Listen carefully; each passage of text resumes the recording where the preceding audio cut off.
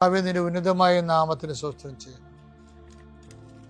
കർത്താവേ, നിന്റെ വിശുദ്ധ പൗരോഹിത്യത്തെ മഹത്വപ്പെടുത്തണം. കർത്താവേ, സഭയിലുള്ള സാന്നിധ്യം പ്രകടമാക്കണമേ.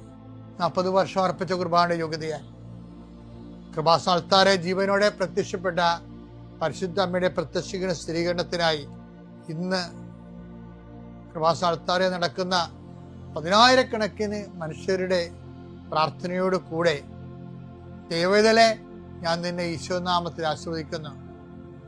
മാതാവിന്റെ പ്രത്യക്ഷീകരണത്തിൽ ഇന്ന് വരെ നടന്നിട്ടുള്ള എല്ലാ അനുഭവ സാക്ഷികളുടെയും സാക്ഷ്യങ്ങള് നിനക്കും ഈ നിമിഷം നിന്റെ ഏറ്റവും വലിയ സങ്കടകരമായ അവസ്ഥകളെ അതിജീവിക്കാൻ ദൈവം നിന്നെ സഹായിക്കട്ടെ എന്ന് പ്രാർത്ഥിക്കുന്നു.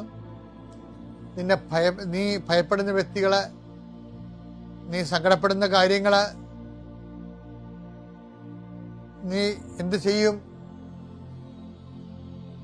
എങ്ങനെ അതിജീവിക്കും എന്ന് വേദനിക്കുന്ന വിഷയങ്ങള്, അതിൻ്റെ മേലെല്ലാം കർത്താവിൻ്റെ ആത്മാവ് പ്രവർത്തിക്കട്ടെ.